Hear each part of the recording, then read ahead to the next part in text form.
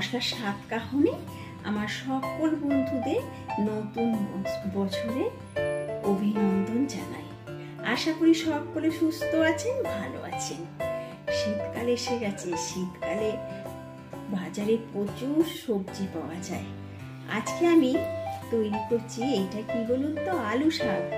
আলু শাকে ছোট্ট মাছ দিয়ে, পেঁয়াজ কলা দিয়ে, শীতকালে সবজি দিয়ে ঝাল চচ্চড়ি তৈরি করব। আলু শাকটা এইভাবে পাতা বেছে ডাঁটিগুলো ফেলে দিচ্ছি, তারপরে একটু গরম জলে সিদ্ধ করে জলটা ফেলে দেবো। এই কারণে আলু শাকে প্রচুর স্বাদ দেওয়া থাকে। দেখুন আমি কিভাবে আলু শাকের শুকনো শুকনো ঝাল চচ্চড়ি তৈরি করছি। আলু শাকটা সিদ্ধ করে নিয়েছি। দেখুন আলু শাক সিদ্ধ করলে একদম কমে যায়, অল্প হয়ে গেছে। আর সবজি কেটে নিয়েছি, ছোট মাছটা ভেজে নিচ্ছি। ভাজা হয়ে গেছে, এবারে একটা পাত্রে তুলে রাখছি।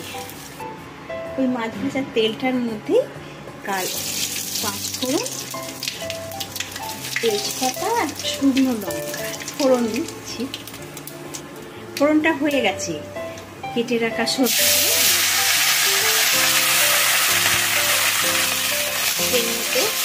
পেঁয়াজ কাটিয়ে আছে, শিম আছে, গাজর আছে, আলু আছে, বেগুন আছে, কড়াইশুঁটি আছে। একটু নুন আর হলুদ দিয়ে একটু ভেজে নিচ্ছি। নুন আর হলুদ। সবজিটা নুন হলুদ দিলে কি হয়, সবজিটা জল বেরিয়ে যায় আর হাফ সিদ্ধও হয়ে যায় ভাজতে ভাজতে। শীতকালে নানান রকমের শাক পাওয়া যায় বাজারে। আলু শাকটা কিন্তু শীতকালেই পাওয়া যায়। আলু শাকটা নিয়ে জলগুলো ফেলে দিচ্ছি, এই কারণে আলু শাকে পাতায় প্রচুর পোকা থাকে। আর চাষিরা হচ্ছে আলু শাকে প্রচুর সার দেয়। জলটা ঝেড়ে নিয়ে একটু দেখুন, পাতা যদি পোকায় খেয়ে নেয় তাহলে গাছটা মরে যাবে। চাষিরা সবসময় আলু শাকে সার দেয়। আলু শাক খেতে ভালো, কিন্তু সার খাওয়াতে শরীরের পক্ষে ঠিক নয়। ওই জন্য সিদ্ধ করে একটু জলটা ফেলে দিয়েছি। ঘরোয়া রান্না খেতে আমার বন্ধুদের কীরকম লাগে অবশ্যই কমেন্ট করবে। ঘরোয়া সবসময় তো মাছ মাংস খাওয়া যায় না, ঘরোয়া রান্নাও খেতে হয়। এই বাটির মধ্যে ধনে, জিরে, আদা, কাঁচা লঙ্কা একসাথে পেস্ট করে নিয়েছি।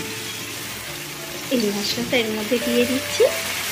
একটু হলুদ দিচ্ছি, লঙ্কাটা সেরকম ঝালে একটু লঙ্কার গুঁড়ো দিচ্ছি, স্বাদ অনুযায়ী একটু চিনি দিচ্ছি, খেতে টেস্ট হয়। মশলাটা একটু ভাজা ভাজা করে অল্প জল দেবো, কেননা আলু সেটা সিদ্ধ আছে আর সবজিগুলো তো সিদ্ধই হয়ে এসেছে। ভেজে রাখা মাছগুলো এর মধ্যে দিয়ে দিচ্ছি। বেশি জল দেওয়ার দরকার নেই, অল্প জল দিলেই হবে। মাছটা একসাথে সিদ্ধ হলে খেতে ভালো লাগবে।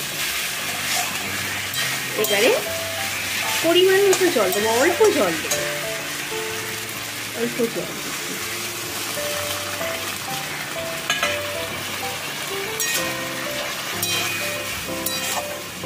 যা নুন দিয়েছি মনে হয় না আর নুন লাগবে, কেননা শাকে তো নুন দিয়ে একটু ভাপিয়ে নিয়েছি। এবারে উপর থেকে শাকগুলো দিয়ে দিচ্ছি। এইভাবেই আমরা আলু শাকের ঝাল চচ্চড়ি করি। এবারে চাপা দিয়ে দিই। কে কিরকম ভাবে আলু শাক খায় অবশ্যই আমাকে কমেন্ট করবে। একটু পর ঢাকনাটা খুলছি, একটু আলু শাকটা উল্টে পাল্টে দিচ্ছি, তলার দিক করে দিচ্ছি। অল্প তো জল দিয়েছি, উল্টে পাল্টে দিয়েছি। গ্যাসের ফ্লেমটা একদম লোতে রেখে আবার চাপা দিয়ে দিচ্ছি। মাঝে মাঝে ঢাকনাটা খুলে উল্টে পাল্টে যে জলটা শুকিয়ে গেলেই আলু শাকের চচ্চড়িটা তৈরি হয়ে যাবে। ঢাকনাটা এবারে খুলি। আলু শাকে একটা আওয়াজ হচ্ছে, দেখুন জলটা শুকিয়ে এসছে। আলু শাকের এই যে ঝাল চচ্চড়িটা আমার তৈরি হয়ে গেছে। এরকম শুকনো শুকনো আলু শাকের চচ্চড়ি ভাত দিয়ে কিন্তু খেতে খুব ভালো লাগে। কার এই আলু শাকের চচ্চড়ি খেতে ভালো লাগে অবশ্য কমেন্ট করবেন। এবারে একটা পাত্রে ঢেলে নেব। ছোট মাছ দিয়ে আলু শাকের ঝাল চচ্চড়ি তৈরি হয়ে গেছে, একটা পাত্রে ঢেলে রেখেছি। ভাতের সাথে খেতে কিন্তু খুব ভালো লাগে। কার এই আলু শাকের চচ্চড়ি খেতে ভালো লাগে অবশ্য কমেন্ট করবেন। ভিডিওটা ভালো লাগলে লাইক শেয়ার করুন, সাবস্ক্রাইব করতে ভুলবেন না। টাটা, আবার পরের রেসিপি কোনো এক ঘরোয়া রেসিপি নিয়ে হাজির হব। টাটা বন্ধুরা।